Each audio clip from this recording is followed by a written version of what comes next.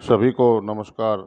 मैं राजेश कौशिक एक बार फिर आपके सामने सिंहासन बत्तीसी की पहली कथा लेकर उपस्थित हूँ। जो पिछले अंक में पिछली कथा में आपने सुना कि 32 पुतलियाँ उस सिंहासन में थी जो राजा भोज को खुदाई में मिला था। तो उसमें पहली पुतली का नाम रत्न मंजरी था। रत्न मंजरी ने राजा भोज को राजा विक्रमादित्य के जन्म की पूरी कथा बताई और उन्हें कैसे वो सिंहासन प्राप्त हुआ। यही कथा का सार है जो प्रथम कथा है। तो बहुत प्राचीन काल की बात है ये। आर्यवर्त में एक राज्य था अम्बावती नाम का। शायद ये उज्जैन के आसपास ही रहा हो या उज्जैन ही हो। वहाँ के राजा होते थे उस समय गंधर्वसेन। गंधर्वसेन ने 4 वर्णों की 4 स्त्रियों से विवाह किए थे। ब्राह्मणी के जो पुत्र हुआ उसका नाम ब्रह्मवीत था। क्षत्राणी के 3 पुत्र हुए, बड़ा शंख, मंझले विक्रम तथा सबसे छोटे भर्तरी। वैश्य पत्नी ने चंद्र नामक पुत्र को जन्म दिया और शूद्र से उनको धन्वंतरी नाम का पुत्र प्राप्त हुआ। ब्राह्मणी जो ब्राह्मणी से जन्मा था राजा गंधर्वसेन का पुत्र, गंधर्वसेन ने उसको अपना दीवान बनाया, परंतु वह अपनी जिम्मेदारी अच्छी तरह से निभा नहीं सका और राज्य छोड़ के चला गया। बहुत समय तक इधर उधर भटकने के बाद धारा नगरी पहुंचा और राज्य में राज दरबार में उसने बहुत ही अच्छा एक ऊंचा ओहदा प्राप्त कर लिया। एक दिन मौका देख के धारा नगरी के राजा का वध कर दिया और खुद राजा बन गया। काफ़ी दिनों तक उसने धारा नगरी में राज किया। विचार जन्मा कि एक बार उज्जैन चल के देखते हैं। वापस उज्जैन आया, लेकिन उज्जैन आते ही उसकी किसी कारणवश मृत्यु हो गई। अब क्षत्राणी से जो 3 पुत्र हुए थे, बड़ा शंख जो विक्रम का बड़ा भाई था, उसको शंका हुई कि उसके पिता विक्रम को योग्य समझकर उसे राजा बना सकते हैं, क्योंकि विक्रम हर मामले में शंख से 21 ही पढ़ता था। किसी भी काम को, किसी भी समस्या को बहुत ही अच्छे से सुलझाता था और बहुत अच्छा न्याय भी करता था। प्रजावत्सल विक्रम में ये सब गुण थे। तो शंख ने भी एक दिन अपने सोते हुए पिता का वध कर दिया और स्वघोषित राजा बन गया।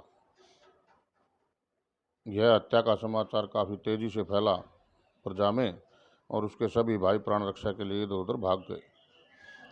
विक्रम को छोड़कर बाकी सभी का उसे पता चल गया और उसने सबको ढूंढ के मार डाला। बहुत कोशिश करने, बहुत ढूंढने के बाद उसे शंख को पता चला कि विक्रम एक बहुत ही गहरे जंगल में एक तालाब के पास कुटिया बना के रह रहा है और बहुत ही घनघोर तपस्या में रत है। अब वह स्वयं तो इतना भीरू था, इतना कायर था कि सीधा वार करने में हिचकिचा रहा था, डर रहा था। विक्रम से दो हाथ नहीं कर सकता था। तो उसने एक तांत्रिक को अपने षड्यंत्र में शामिल किया। जैसी की योजना बनी, तांत्रिक ने विक्रम को भगवती की आराधना के लिए राजी कर लिया कि भैया मुझे एक यज्ञ करना है और मुझे उसमें एक रक्षक की आवश्यकता है, तो आप मेरी मदद करो। और उनका शंख ने और तांत्रिक ने, दोनों ने आपस में बात की थी कि मैं जैसे ही इसको मंदिर में लेके आऊँगा और विक्रम माता के सामने, माता काली माता की मूर्ति के सामने सिर झुकाएगा, तुम इसका सिर काट देना। विक्रम को शक हो गया कि कुछ न कुछ गड़बड़ तो ज़रूर है। जैसे ही मंदिर में तांत्रिक ने कहा कि माता को प्रणाम करो, विक्रम ने कहा कि महाराज, मैं अज्ञानी आदमी हूँ, मुझे नहीं पता पूजा पाठ के बारे में, एक बार आप प्रणाम करके दिखा दो ना कैसे करते हैं, फिर मैं कर लूँगा। जैसे ही तांत्रिक झुका, वैसे ही शंख ने तलवार चला दी और विक्रम की जगह तांत्रिक का सिर धड़ से अलग कर दिया। तुरंत विक्रम ने शंख की तलवार छीनी और उसका भी सिर काट दिया।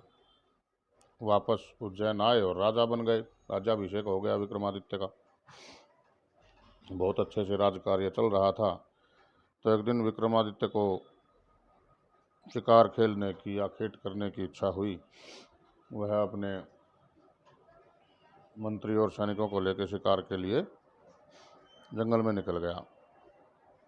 एक शिकार का पीछा करते करते वो अपने संगी साथियों से बिछड़ के बहुत दूर निकल गए और क्या देखते हैं कि जंगल के बीच में एक बहुत ही सुंदर महल है। उसके पास जाके पता किया तो पता चला वह महल तूतवर्ण नाम के व्यक्ति का है, जो कि राजा बाहुबल का दीवान है।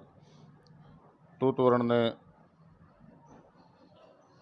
बड़ा अच्छा स्वागत किया, विक्रम को अपने घर में ठहराया, भोजन पानी विश्राम नहाना धोना जितना भी आतिथ्य सत्कार था उनका किया।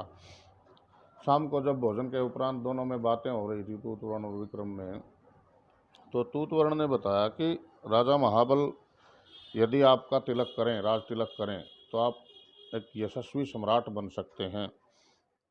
और एक गहरी बात मैं आपको बताता हूँ कि राजा बाहुबल के पास भगवान शिव का दिया हुआ एक सिंहासन है, स्वर्ण सिंहासन, और यदि वह सिंहासन आपको मिल जाए तो आप चक्रवर्ती राजा बन जाएंगे, चक्रवर्ती सम्राट हो जाएंगे पूरी पृथ्वी के। यह सुनकर विक्रम राजा बाहुबल के पास चल पड़ा। जैसे ही राजा ने देखा कि विक्रमादित्य आए हैं, बड़ा हर्ष हुआ, बड़ा अच्छा उन्होंने उसका स्वागत किया, अपने यहाँ आतिथ्य किया, अपने यहाँ रोका।